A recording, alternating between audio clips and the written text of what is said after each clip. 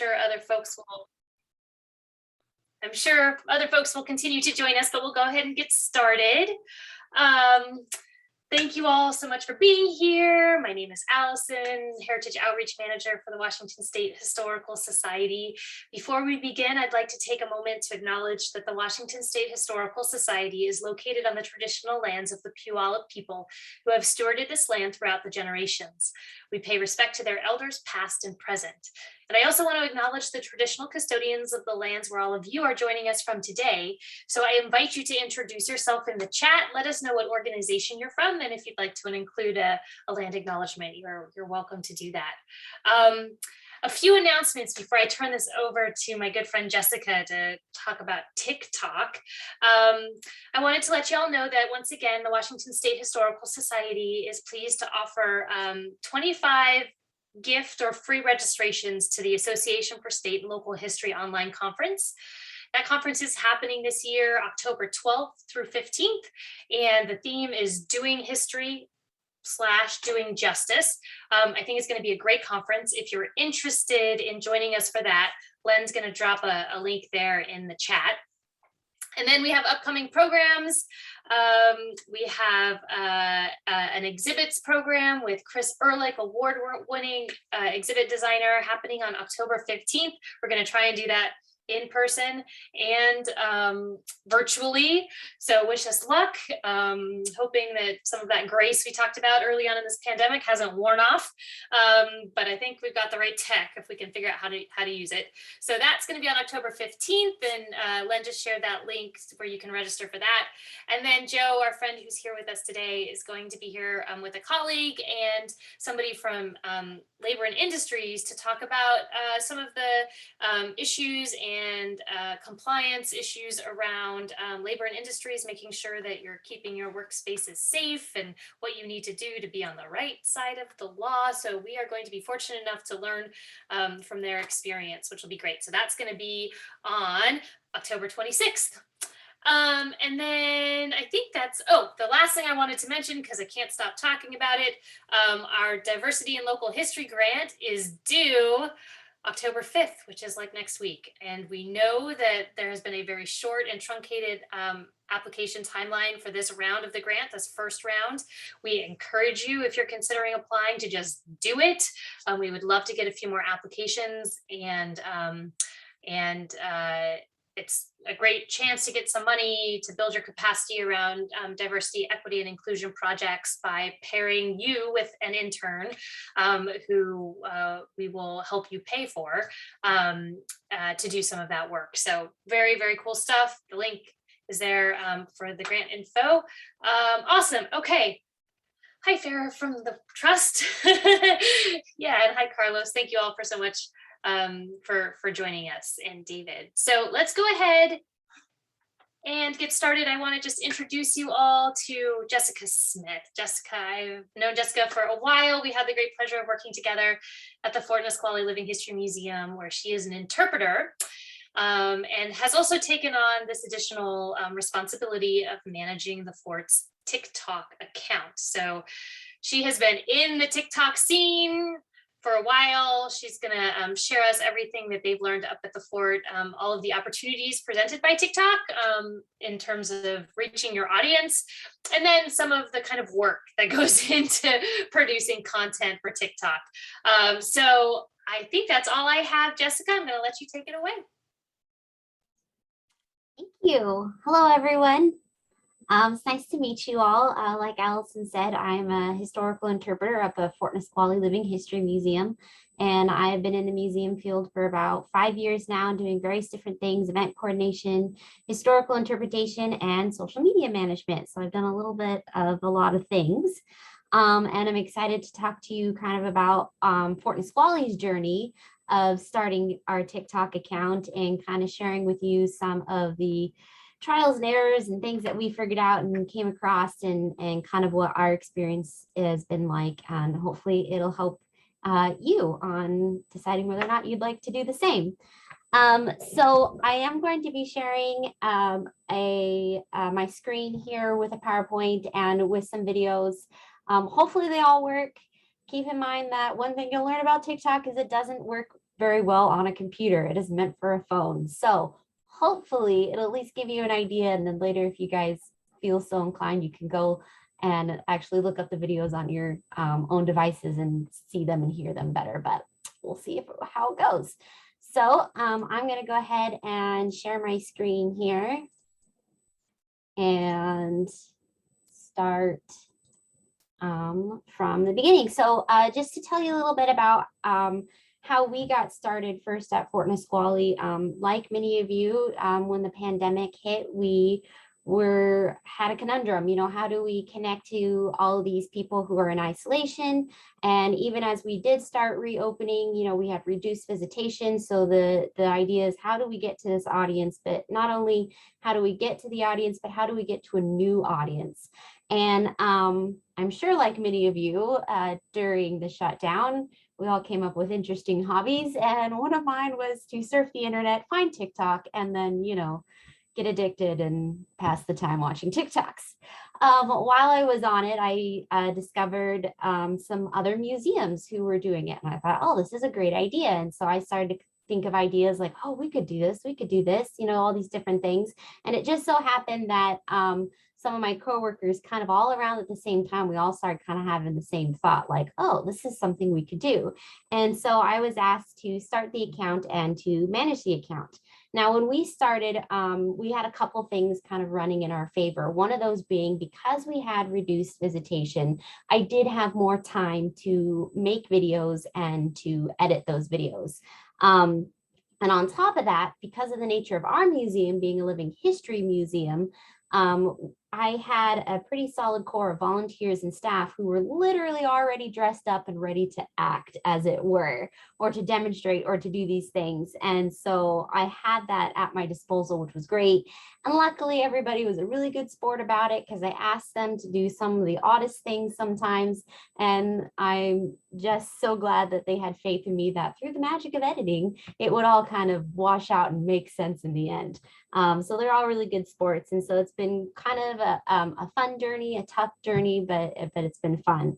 So first off, just to get started, for those who may not know, kind of what is the TikTok platform itself. So TikTok is predominantly a video platform. So like when you go onto Instagram, where your feed is going to show you pictures, or you go to Twitter and your feed is going to show you comments, TikTok shows you videos, and it just does videos. And so these are short videos. You have a max of 3 minutes to create a video, which actually doesn't sound like a lot, but it's great, because when we first started, you only had 60 seconds, which was even harder to try and shove something in there and get your point across in 60 seconds. So 3 minutes is actually kind of a blessing. So basically, these videos will pop up on your feed, you scroll through, and they will just loop if you leave them on. And the videos range from all sorts of different things, from funny skits to acting to people just straight up talking to the camera, showing things, all sorts of different stuff. And then the TikTok app itself has 2 separate sections. You have the For You page, which as a viewer, it is the TikTok uses its algorithm to send you videos that it thinks you will like. And it will base that based off of videos you've already watched, videos you've interacted with that you've liked, and that sort of thing. And so it just throws all this stuff out of you, and you can literally scroll for hours and hours and hours and never find a bottom. And then the second part is the following page, which is the page that specifically shows you videos of accounts that you've already chosen to follow.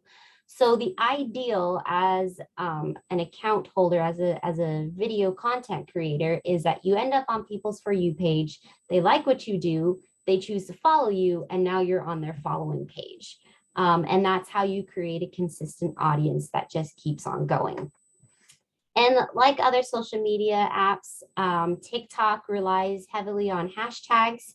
That's how it feeds its algorithm. It's how people are able to navigate the site. They can search through things using hashtags. So that's a big part of it.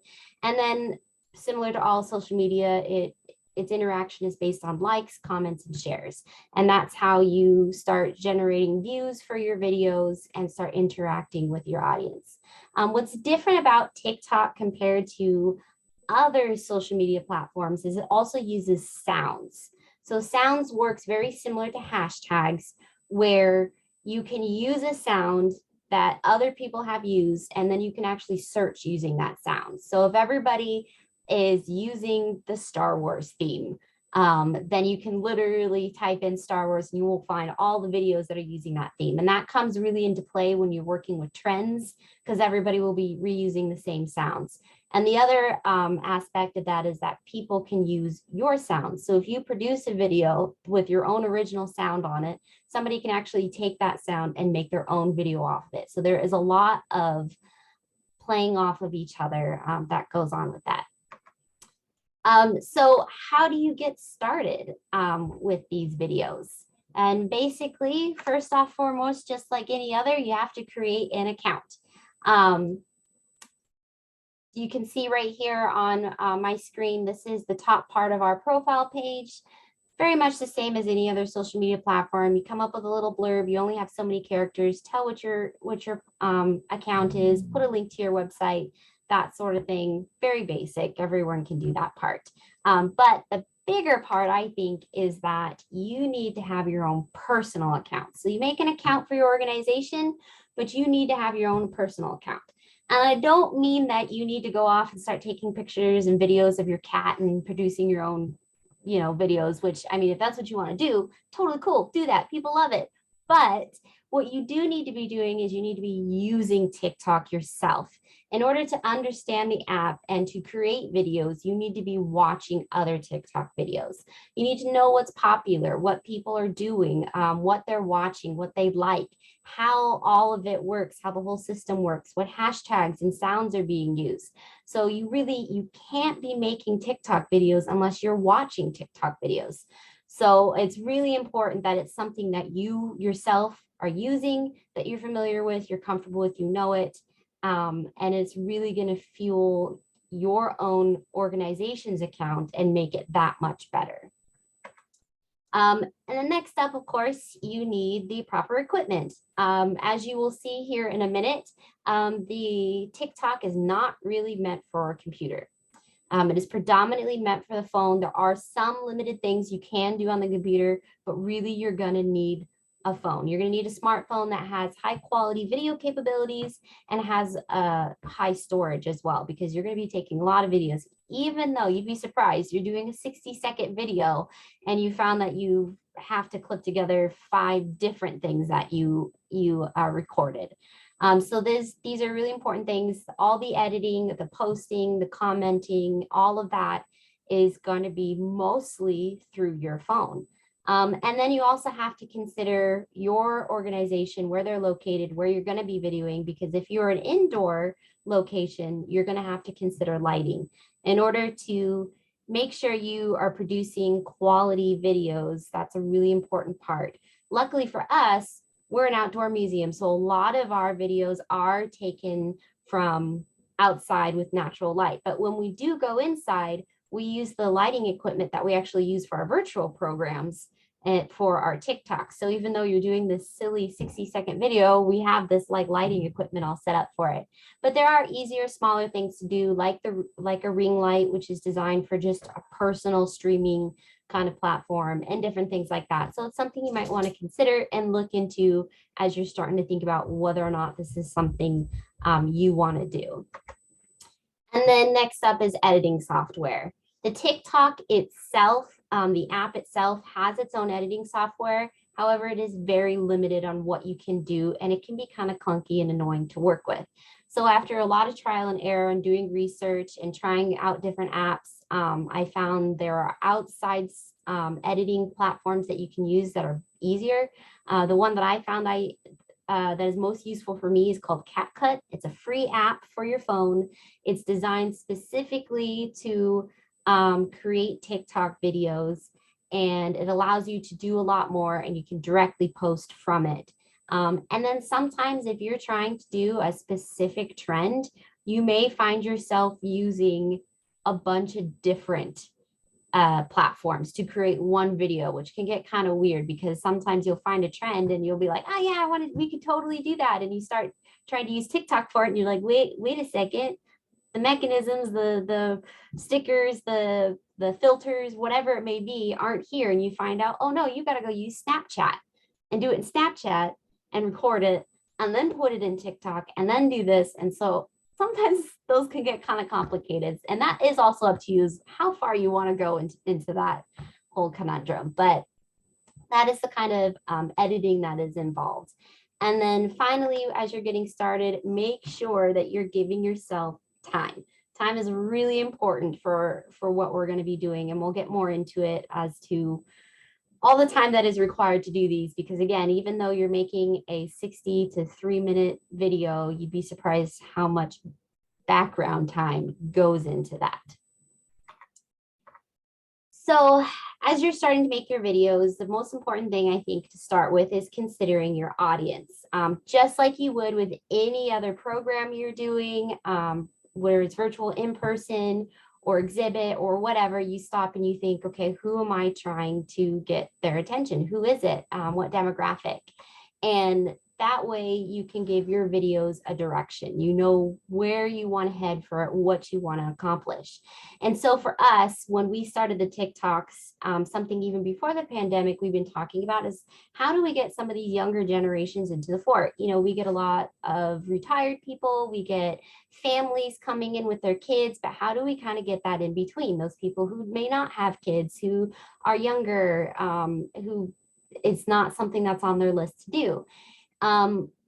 What helped me in this kind of aspect was the fact that I do fit into that millennial generation. So we were looking at millennials to Gen Zers. And so I stopped and thought, okay, what entertains me? What draws my eye? What's fun? What are some things that I've maybe wanted to do in the past with the museum, but maybe were not always like, oh, why would you do that? And so I started off going with a whole pop culture kind of kick. I'm a big pop culture nerd. And so blending those two loves together of history just made sense to me. And so I started off doing a lot of these videos that highlighted that. And so our first video that went viral, that got over 200,000 views, was a Mean Girls video, which is just a movie from the early 2000s. That's kind of a cult favorite. And I actually have it here, so let's take a look so you can kind of get an idea of what I'm talking about.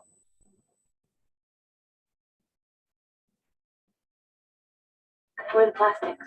13 royalties. That one there, that's Karen Smith. She was one of the dumbest girls you will ever meet. The little one? It's Gretchen Wiener. Gretchen Wiener knows everybody's business. She knows everything about everyone. That's why her hair is so big. It's so secret. What's happening? And evil takes a human form in Regina George. Where are the plastics? So as you can see, this video is just completely silly. There is no educational purpose to it whatsoever. But people loved it. They just loved it. They were super into it. They love the fact that we were connecting into something that made sense to them. It opened up, as you can see, this is our amount of likes over here, the amount of comments. It started opening up a conversation. People were asking things like, who are you? You know, where is this place? You know, what do you do here? And even more so into like, what are you wearing? You know, what kind of clothes are you wearing? What, your hair, how did you do that? All these different questions, like what time period is this? And so while it was something that wasn't meant to be educational, it morphed into that because it opened up a conversation, and it made our organization seem more approachable, because we showed that, hey, we know how to have fun. We can joke around and mess around. And I think that historically, that is not something that's often associated with museums. Oftentimes people think museums, oh, education, oh, and then we go down that line. But here we were showing that, hey, yeah, we're a museum, but we're having fun. We're making jokes. We know this has nothing to do really with what we do, but people loved it, and it opened conversations, and that was a really awesome thing to see. And so, you know, we kind of played off of that. But as we were going along, I kind of learned and discovered that our audience, what I thought our audience wanted, wasn't necessarily the same thing. It wasn't lining up with what they did want. And so part of considering your audience is learning to be flexible, learning that the direction of your videos may change over time. And part of that might be because you've decided, oh, you know what, I'm not reaching the people that I was hoping to reach, so let's change tracks. Or maybe you are reaching the people you want to reach, but what your audience wants is different. It's changing, they're evolving, they're changing. And so learning to be flexible with that really helps. And so as I did these pop culture ones and I did these silly fun ones, people really liked them, but they started asking those questions that were more in depth, like, you know, what kind of clothing are you wearing, and what time period are you in? And so that gave us new avenues to create new content. And what it allowed is for the audience to kind of start telling us what they wanted to see. So instead of just assuming, we were able to look through and be like, okay, people want to see this. So we moved from these silly pop culture ones, which I mean, I still do every once in a while because people just like them and they're fun, and it gets new people to see you. But then we were able to start doing some more kind of educational. And so we started doing tutorial videos. And here's an example of one. So today we're going to do a simple hairstyle based off of some paintings from the 1850s, primarily the style seen on servants and other people who aren't overly dressed up. So it's really straightforward and easy to do on yourself or your friends. We're going to start, like most styles of our period for adult women, by parting the hair down the center. Then we're going to part it a second time just behind the ears. Make 3 sections. Now, 1850s was really stylish looking to have a lot of width at the side of your hair. So we can do this straight down like so, or get a little extra volume. We can actually do an angle. So this whole video here just goes through this tutorial on how to do a hairstyle from the 1850s. And this style of video can easily get us over 200,000 views. People are really interested in it, and then they start commenting and interacting, and they start asking more questions like, what kind of hairpins did they use? What kind of product did they use? What would you do if you had short hair? You know, didn't women do this? Or what would men use? And so it opens up more conversations. And I think this video is also a really great example of, you know, it's a 2.5 minute long video. However, that video easily probably took me about a half hour to 45 minutes to edit, just to put together, not to mention the time that it took to record it. As you can see, the different cuts, we did different views and angles. And you also notice that this one is quieter, and that's something that can be difficult when you're moving from outside to inside. Your sound and volume is going to change. If you're not using microphone equipment or things like that. And so there are all these little things that you just, as you go along and make them, that sometimes you don't even realize it's after you post it and you're like, oh, and then you just take that and think, okay, next time I need to pay attention to the fact that the volume in this one is much lower than the volume in the next video that we just did. And so the next thing that's important to consider is who's going to be your TikTok stars. You know, who's going to be in those videos. You're at a point where you're asking who and what is going to represent your museum or your organization in these videos.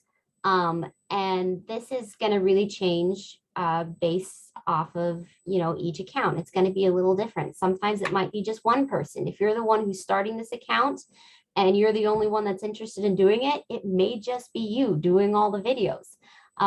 If you have quite a few people in your organization who are up and willing to do it, that's great. You can have different sections with different people, or maybe it's more about things that are going to be your focus and let them speak for you. And as you're considering who or what is going to be your TikTok star, you also consider how is it going to come across on the camera? How is it going to connect to your audience? You know, is this person or thing personable? Is it something that people are going to want to stop? You know, they're scrolling through and you got to grab their attention and want them to stop and watch. And so I have a couple examples here of some other organizations who have done amazing things on their accounts and have gotten thousands to millions of followers doing what they do, and they're all different personalities. So the first one here is the Carnegie Museum of Natural History, and they have a gentleman who literally just tells snail jokes. That's all he does, snail puns. I'm Tim Pierce from Carnegie Museum of Natural History with a mollusk joke for you. What is the most affectionate mollusk in the ocean? That would be the cuttlefish.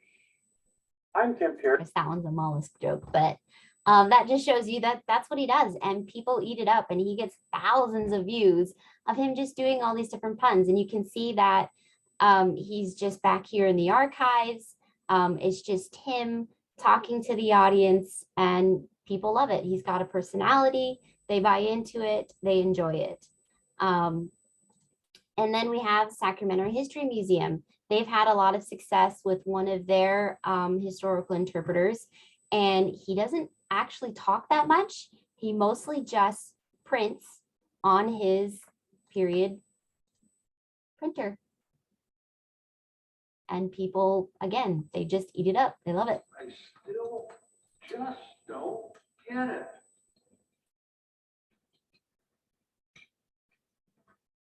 I can't think it's our scintillating comments.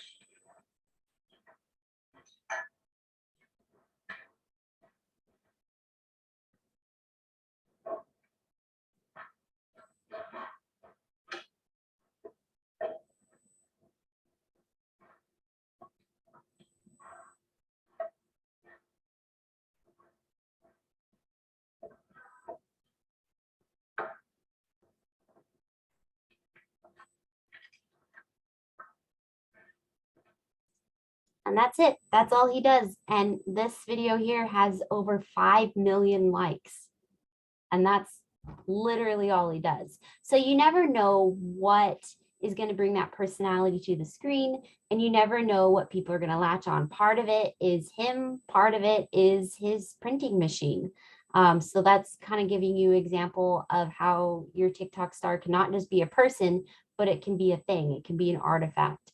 And then Old Salem is also another really great museum that does living history, that has a great example of having multiple TikTok stars. They have a lot of their interpreters doing various different things, but they all are cohesive. They all appear to be one entity, and they listen to their audience and talk back to their audience. And that's what's really great. So this video is a response to people asking, you know, how does a lathe work?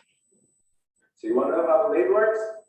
So what I'm going to do is put this piece of wood between these two iron dead centers, and it's going to rotate by this drive band here. So I'm going to wrap the drive band around it. I'm going to put it between the two centers, and I'm going to push this puppet or tailstock into it. And that's it. Now I'm going to step on this pedal here. It's going to pull on the drive band, which rotates that piece of wood. And that drive band pulls on this lever. That lever pulls on these two rods down here. When I let go, those two rods are going to snap back. Going to rotate that piece of wood right back to where we started. So I'm going to cut on the down step, and then I'm going to let my blade come back a little bit as it goes all the way back where it started.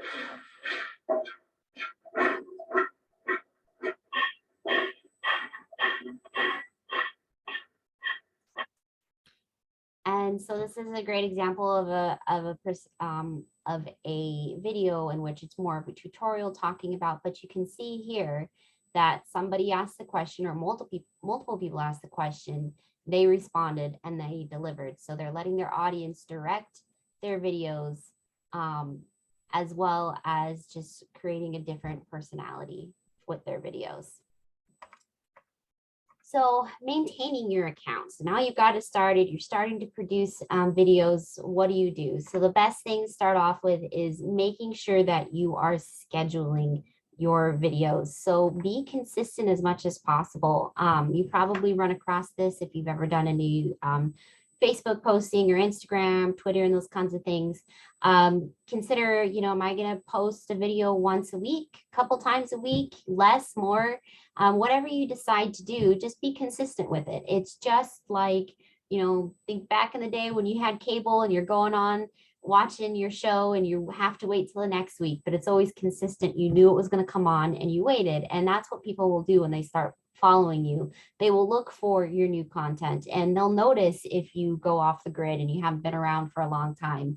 And so it's really important to try to be, as much as you can, as consistent as possible.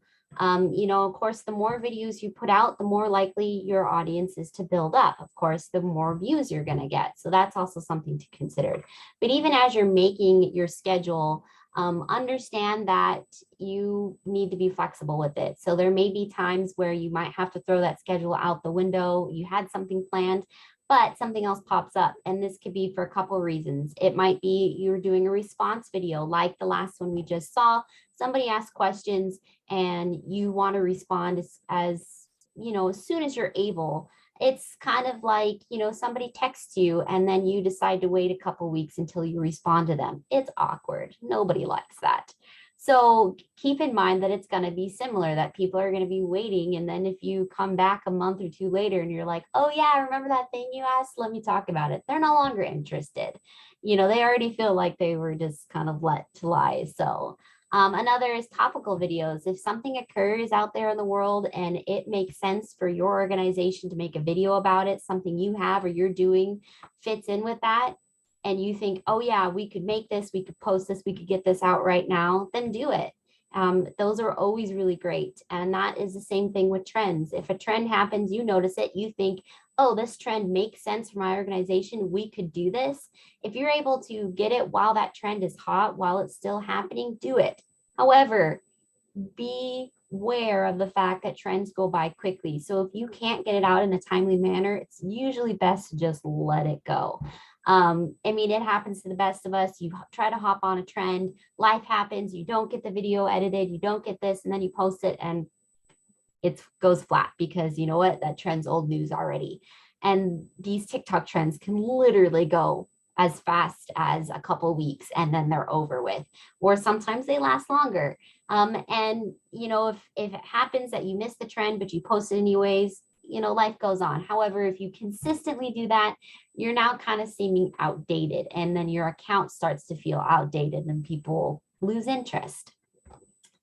And continuing on with that, another part of maintaining your account is reading comments. Now, when you first start putting out videos, you're not going to come across having a ton of comments and it won't be that big of a deal. But if you do start gaining traction and your videos do start going viral, you may start to feel overwhelmed by the amount of comments you get and how many am I supposed to respond to? How often am I supposed to respond to them? So this is different per, again, per account holder, per content creator. But as a rule of thumb, what I've started to do is to respond to those comments that are made in the first few days of the video being posted.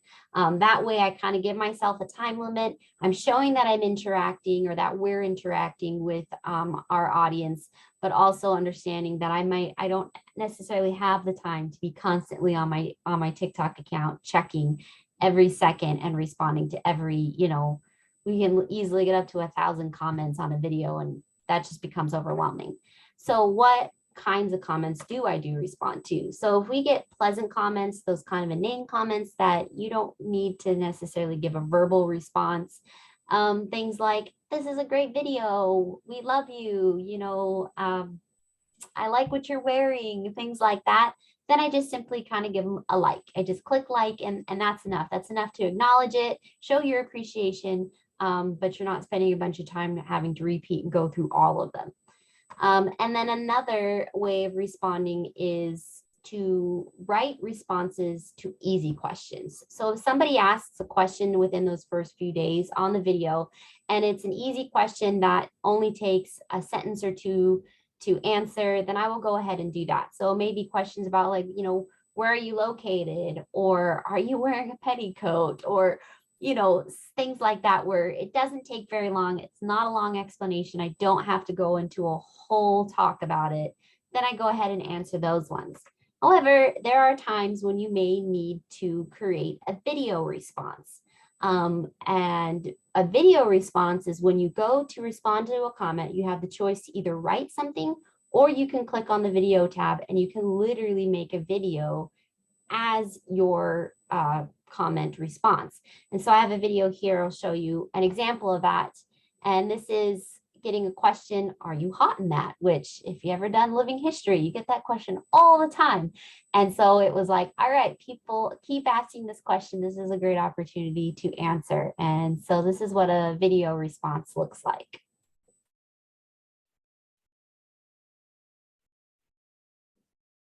Yes and no. Am I hot in this? It kind of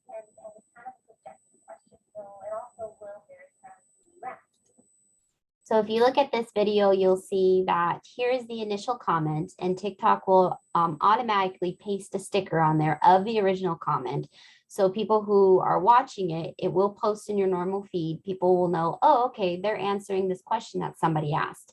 And then it also will let the original commenter know that you responded to their question. And people love these. They absolutely love these because it makes them feel like they're a part of the show. It's just the same reason historically why people call into radio shows or why they want to be on reality TV. You know, it makes them feel like they're a part of it and gives them that little moment of recognition and a little bit of that fame, as it were. And so people really, really appreciate that. And they appreciate that you're taking the time to reach out to them and talk to them. And I think that's even more important as a museum or an educational organization is, you know, making sure people understand that, yeah, we're here for you. We're here to answer your questions and we appreciate those. And so that shows people, and that generates more views, and it also generates more followers and more interaction. And that's really, really the goal, is what you want. And so for the rest of the video, I just explain and answer this question. You know, am I hot in that? So doing these videos,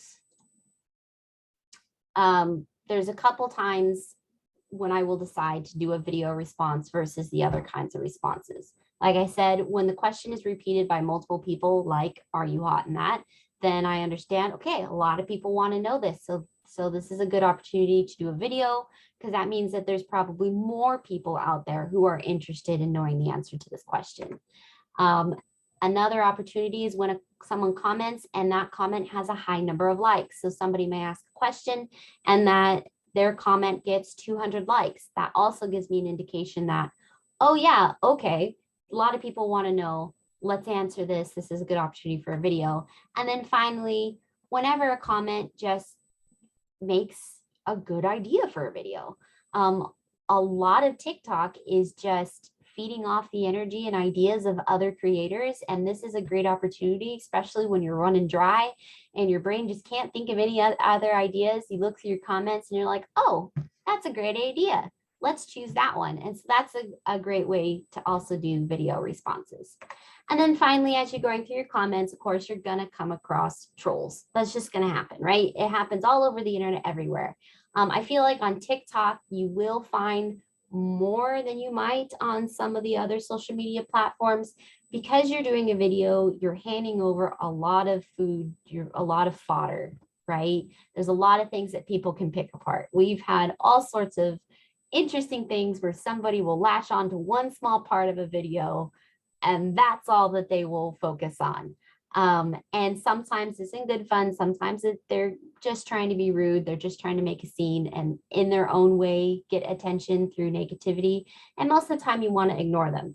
However, sometimes you may come across a troll that gives you an opportunity to create an educational moment. And this actually happened for us and got us our most successful video. We had somebody comment on one of our presenters in our video and saying that their hair was greasy, and it was just a rude comment. It was completely unnecessary. They were just they're being a jerk, basically.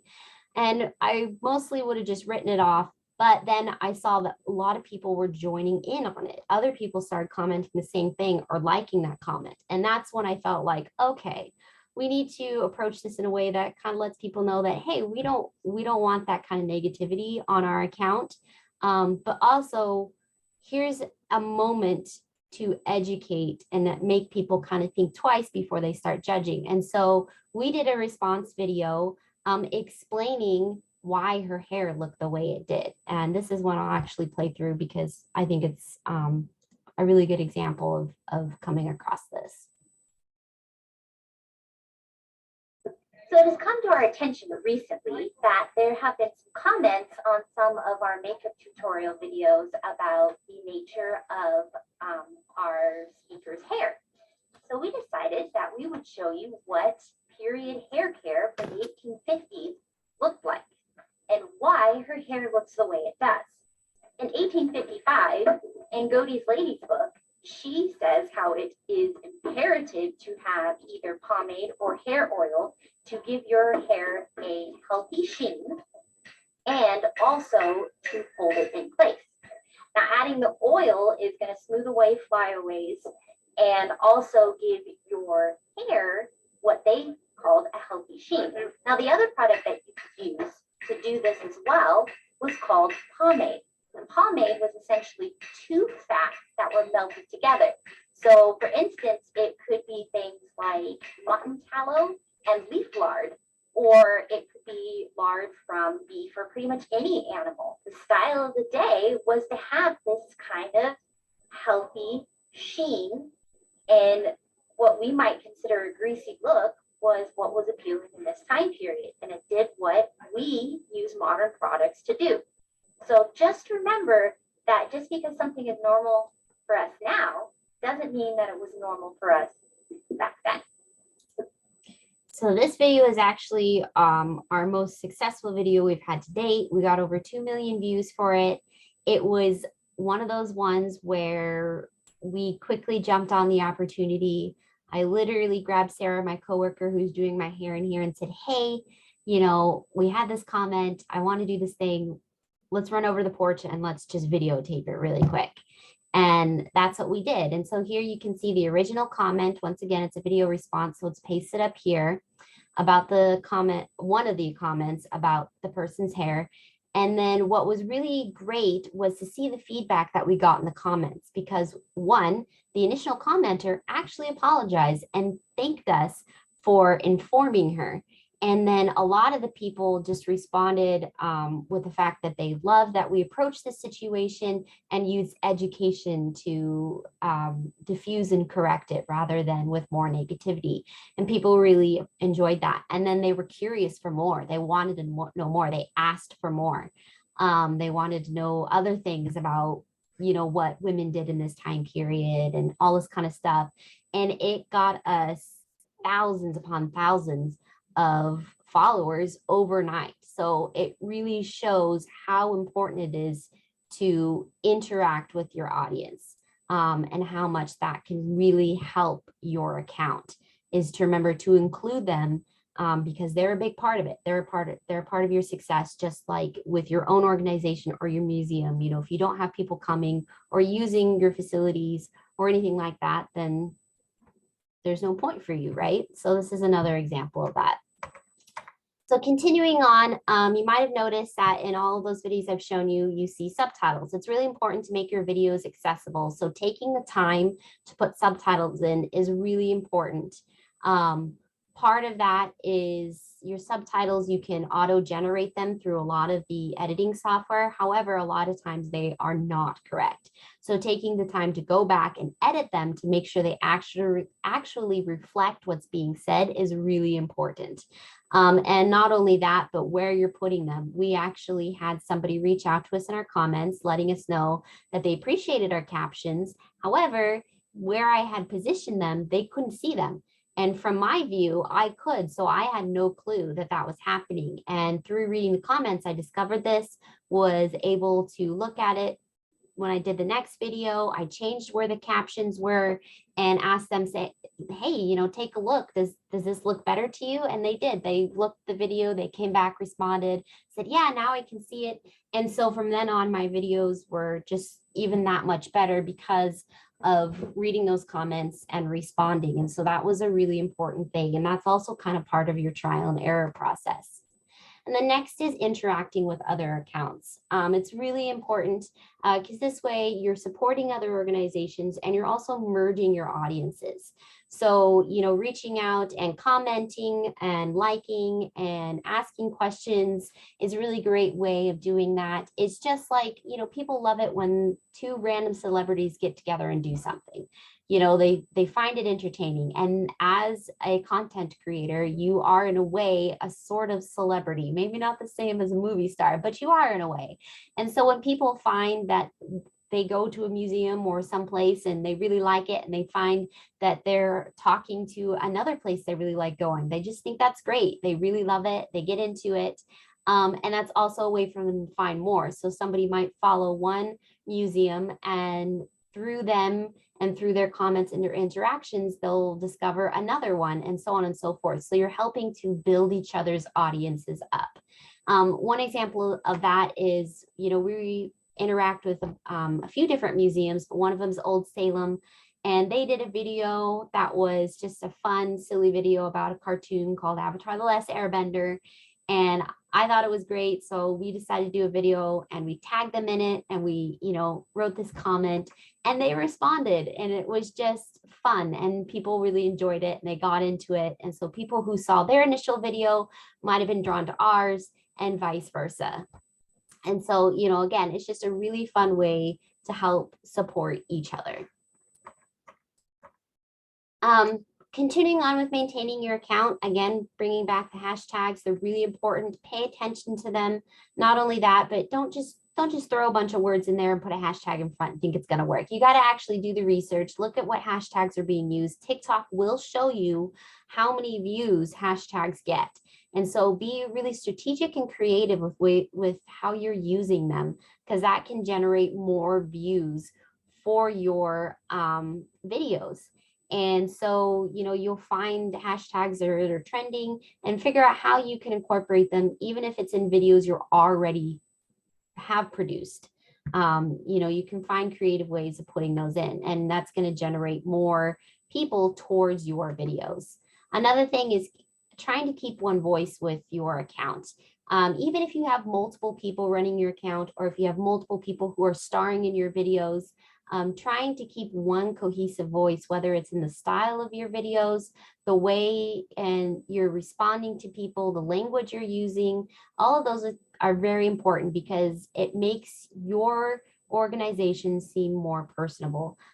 It makes it less like you're just talking to a corporation who could care less, and more like you're talking to an actual person one-on-one.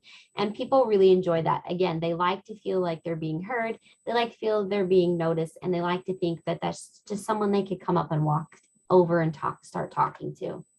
And again, re-emphasizing, all of these things take time. So doing this research, doing the editing, paying attention to hashtags, reading comments, responding, it's going to take time. So it's really important that you allow yourself the ability to devote that time to these things, keeping in mind that you may, again, be doing a 3-minute video, but that 3-minute video may take you 1 hour to 2 hours to produce, all the way from thinking of the idea, doing the research, filming it, editing it, all of those things are coming together. So it is a platform that does require time. And finally, the biggest thing, if you're going to take anything away from this, I think, is understanding that TikTok is a marketing strategy and should be treated as such. So it is just as important as any other endeavor you might embark on. Anything that you're paying for, all that kind of stuff, it is going to generate new audiences for you. We started in January of 2020. We haven't even gone a full year, and we're at 53,000 followers that are literally from all around the world. We have followers from all countries across the world, and we have millions of views. And those are people who would have never even remotely known who we were or saw us. And so now we're able to connect with those audiences, and not only through TikTok, but it is correlating to actual people coming to our museum. So we have people coming who tell us, oh yeah, I saw you on TikTok. We have seen younger couples coming in, no kids, that audience we were looking for, come in and be like, we saw you on TikTok. We didn't even realize you were here, or what this place was, all that kind of stuff. We've had people call, hey, I'm coming down from Oregon. I've seen your videos on TikTok. Are you guys open? Because we want to come by. We had a couple not too long ago who planned their whole, trip, and had their daughter did it all for them and picked out and bought tickets, and they discovered us on TikTok and wanted to make sure that they came to see us. So it is viable. So it is really important that if you do decide to embark on this, that you give it the credit it deserves. You give it the time and the effort that any other marketing strategy you're doing might have. But in the end, remembering that it's important to have fun with it. TikTok is a great platform for connecting with people. It's a great platform even for social justice and all sorts of things, education.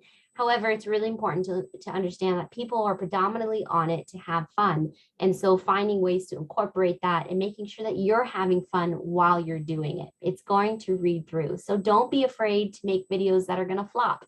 Don't be afraid if not every video you do is viral. It's going to happen. You're going to have to try things out because every organization is different. Every content creator is different. And what works for one is not going to work for someone else. And so you find your niche of what makes you connect. So you just have to try through trial and error. So that being said, I'm going to leave you with this fun little blooper reel that we have of our videos.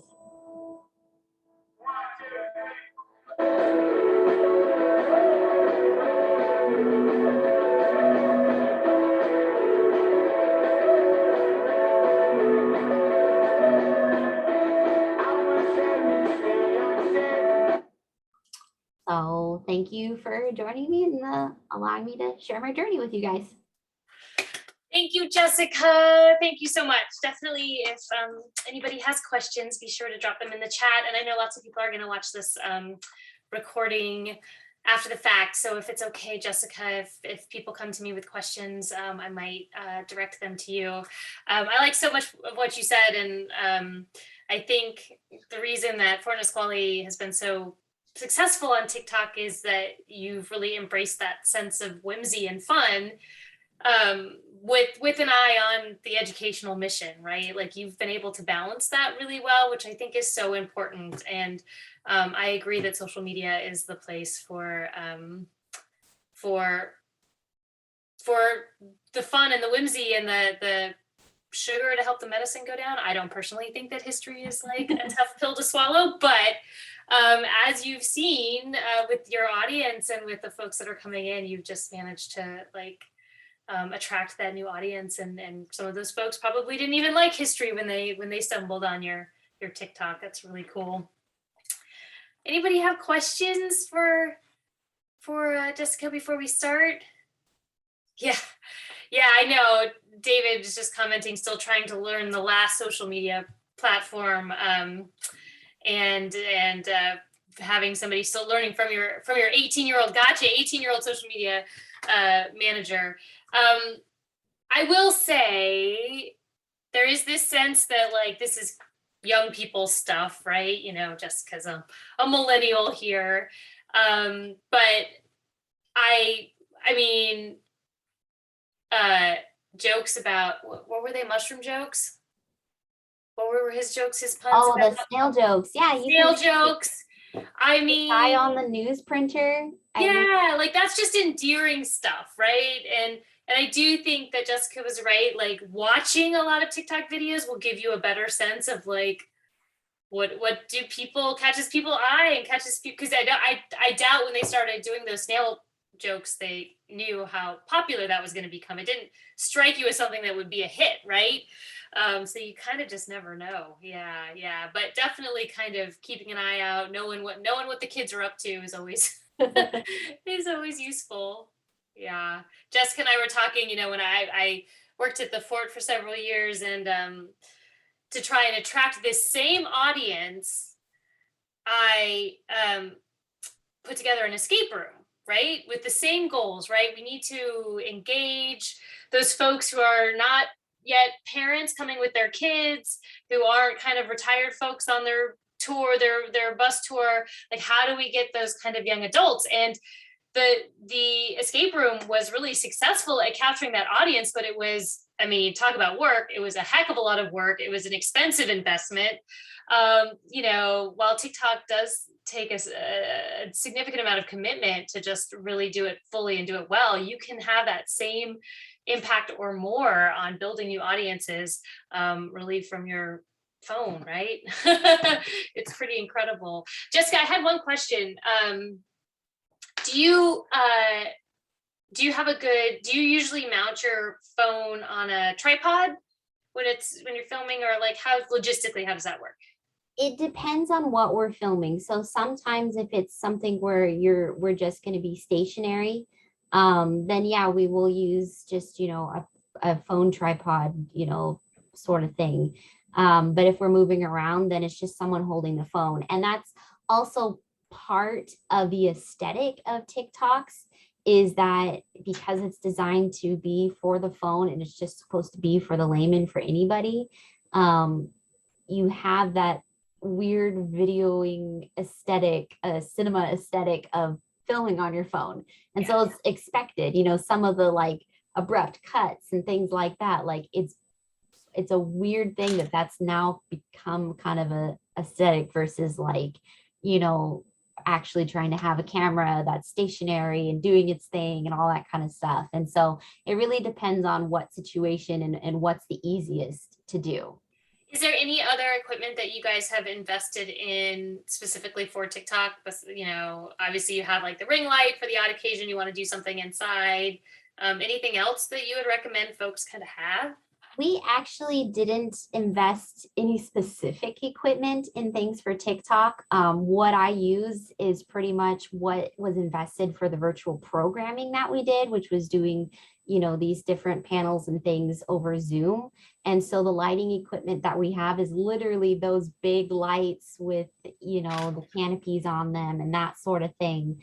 I'd love to have a ring light or something like that, because I would feel like it would be much easier for what we try to do. And there's definitely some things, but I think it also kind of shows you as you're getting started out that you can start with the basics. And then as you progress and start to learn more and achieve more, potentially invest more in equipment. Yeah, like maybe an external, like a microphone. Yeah, I think a microphone would be great for some of the things that we are doing. But then also sometimes that ruins the aesthetic too. Again, it's a weird thing. It's like a home video. You're supposed to be watching. Yeah, not too clean and tidy. Yeah, so even when you're watching and you got content creators who have these amazing videos, you'll see that most of the time you don't see any of their equipment or anything like that, because they're trying to play it off like, yeah, this is simple, this is easy, this is whip just this what I out. look like. Yeah. Yep. That's awesome. Well, Jessica, thank you so much. You shared a lot of really great information with everybody. I will send an email out. Like I said, we had quite a few people register who weren't able to attend. So I'm going to send an email out probably tomorrow with the link to this recording and, just a link to TikTok. And if there's anything else, I don't know if there's maybe a list of a few museum TikTok accounts that maybe we should be following in addition to the ones that you mentioned. And so expect that email from me tomorrow. And if in the meantime you think of any questions, you're mulling this over and processing everything we talked about, you all know how to reach me. Shoot me a question and I'll loop Jessica in so we can get you some answers. Cool. All right. Thank you all so much. Nice to see you. Thank you.